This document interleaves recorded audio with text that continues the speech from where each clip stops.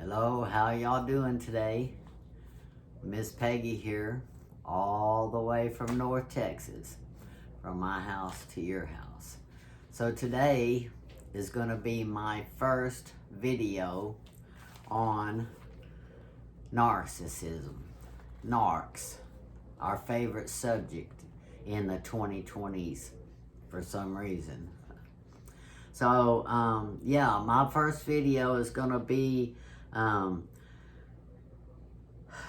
narcissistic relationships, and it's going to be the most important thing that you and I need to know about narcissists, and that in all the 6 months that I've been watching videos on narcissistic relationships and everything that I've learned about those kind of relationships, be it just an individual that's been in a narcissistic relationship that has experience and share them on their YouTube channels, to therapists that actually are trained to talk about it, all of it in between. They all don't really talk too much about what to expect when you break up with one of these fools. So, yeah, so I learned before I broke up that he was a narcissist, and when you know that, you can't stay in that relationship, so you got to break up with him. But I knew I had to break up with him, but I didn't know the consequences of that. I mean, you know, being in the relationship is really devastating, and breaking up with them can be even just as devastating. So that's what people don't talk about, is the breakup part. So yeah, yeah, so narcissists, their end goal is to destroy you. They want to unalive you. And that's their bottom goal. And when you find out that that is what they want, you can't stay in a relationship like that. I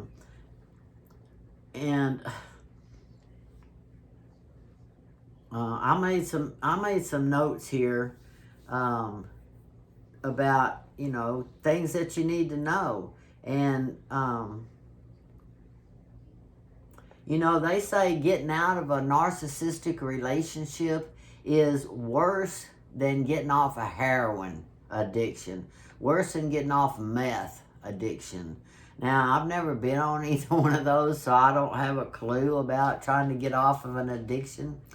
But I have quit drinking before, and that wasn't an addiction, but I just don't know how to relate to that. But that's what they say. It's worse than getting over or quitting heroin.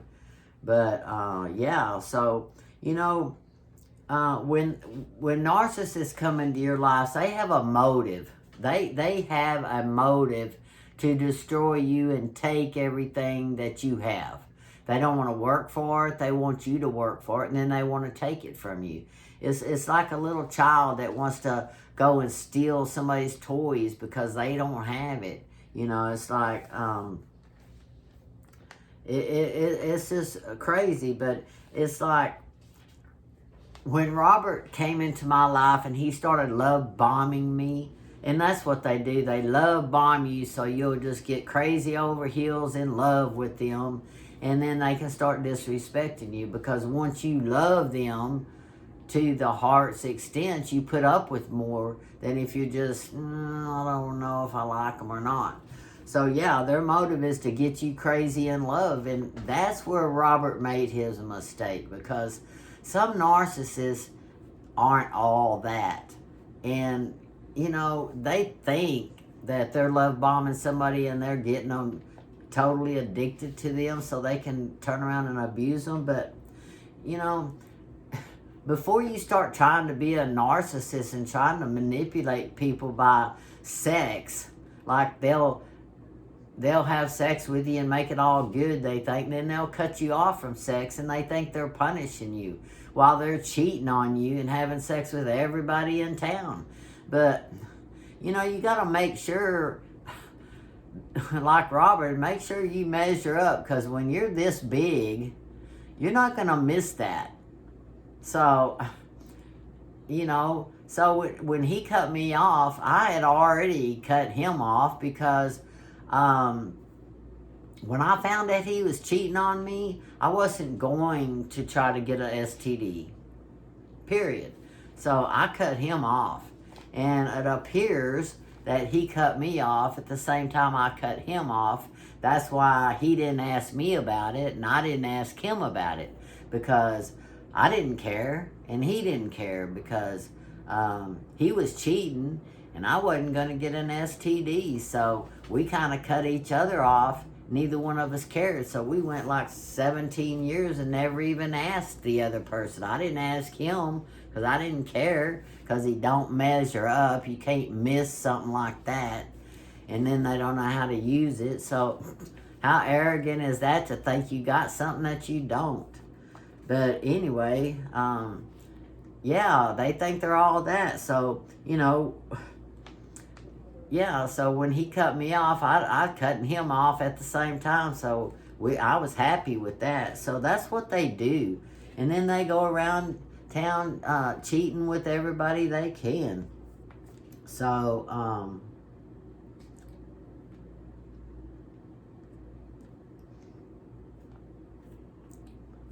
so yeah, they're gonna lie, steal, and cheat the whole time you're with them. And one of the last things that Robert tried to do, and he said he was going to do, he's like, if it's the last thing I do before I die, I'm going to burn your house down. He's like, if you make me leave my home, which it wasn't his home, it was my home, and if you're not going to be in a good relationship, you don't get my home, you know. And yeah, so he's gonna burn my house down because I'm breaking up with him. It's like, what kind of people do that? It's like normal people, when you break up, they just go on and you go on, but not narcissists. You know, they go for blood if you break up with. They don't want to be nice where you want to stay with them. They just want to try to destroy you if you break up with them, because they want to stay and cheat, lie, and steal on you. It's like, you know, I can't even go to the bathroom without Robert hitting on anything he could. He'd hit on men, he'd hit on girls, he'd hit on your dog. He's not picky about who he has sex with. Yeah, Robert's just as gay as he is straight. And that's the way them birds are. They don't care who they're having sex with. They just want to have sex all the time. You know, he cheat with whoever he can talk to at the grocery store. Anybody he can talk to in the parking lot. That's the way they operate. So, you know, and you don't want to get no STD with that BS. So, yeah, you know, and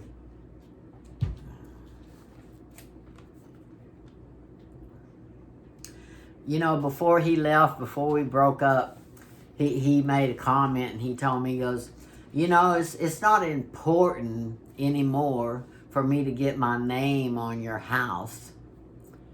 I was like, well, it never was important to me anyway.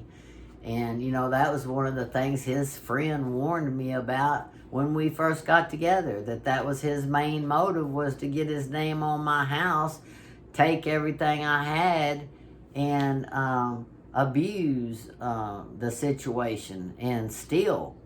Well, that's my fault for staying in the relationship once I knew that. But I just didn't realize what a narcissist was.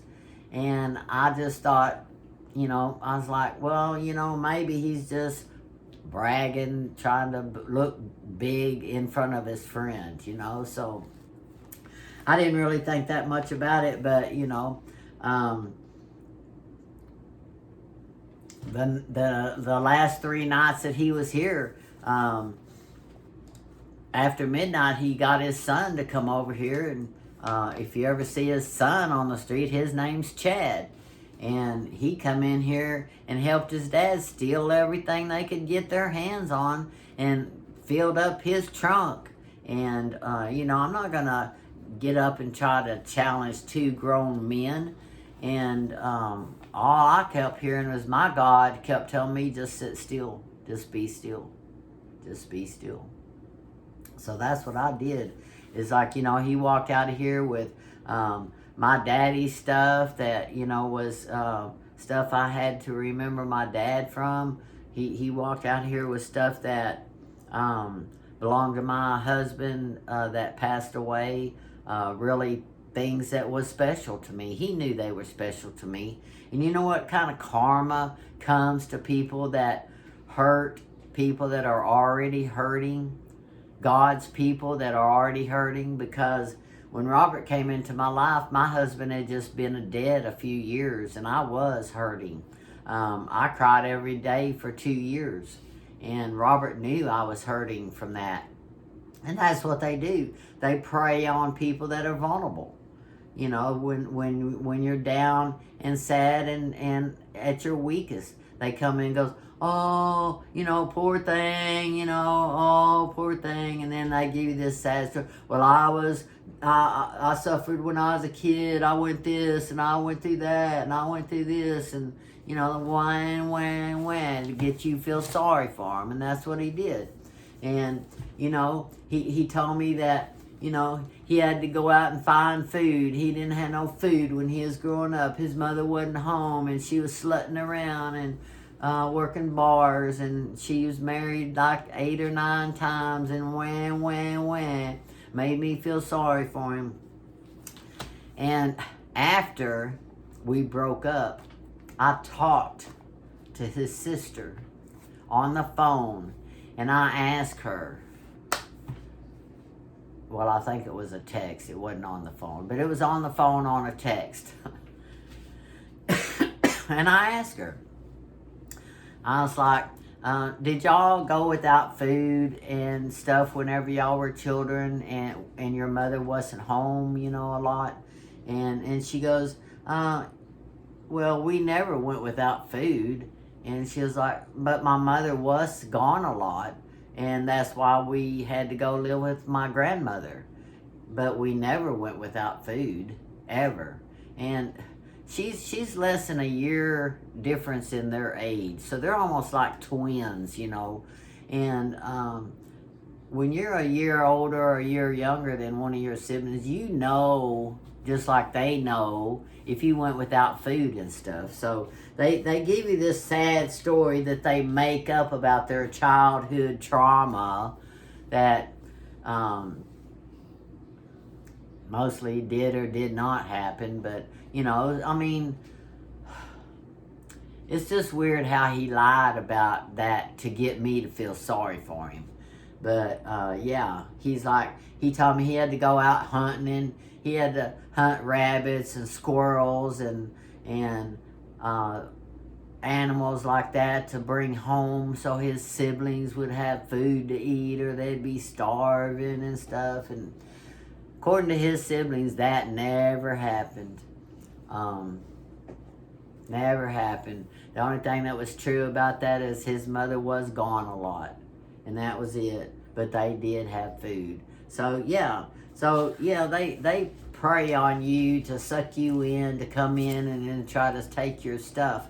But one thing he realized that, and I really thought when I cut him off of sex, I really thought he'd just leave. It's like, well, maybe he'll just leave. But, he didn't. He just stuck around trying to figure out how to get his name on my stuff. He wanted his name on my car. He wanted his name on my house so that he could, he even wanted me to get married, and I refused to get married. So they want you attached to them legally so that they can hurt you. It's like if you marry them and then you buy a house together, and then they're going to leave, and then they're going to make you sell the house, split the money, and then you're left with nothing.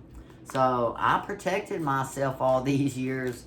So if you know somebody that's dating somebody that's has these signs of being a narcissist, you know, be real careful, because if you own things and you have things that you've worked hard for, and you're single, even married, they will try to attach to you because they want what you work for, because they're too lazy to work for it. So now my narc is in Oklahoma with Tanya May, his cousin.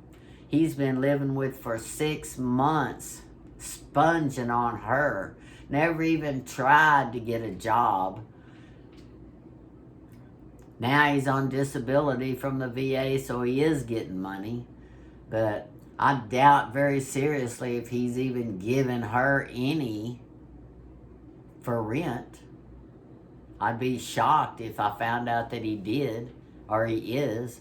But I guarantee you that she's still supporting him, and he's pocketing his money because he's too selfish to